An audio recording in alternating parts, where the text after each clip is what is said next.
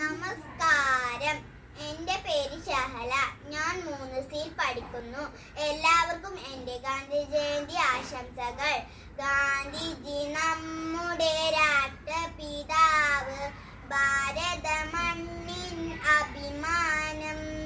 ചുണ്ടിൽ വിരിയും പുഞ്ചിരിയും സ്നേഹം ചൊരിയും വാക്കുകളും, വട്ടക്കണ്ണട വെച്ചിട്ട് വടിയും കുത്തി നടന്നിട്ട് നാടിനു വേണ്ടി പോരാടി നേടിത്തന്നു സ്വാതന്ത്ര്യം.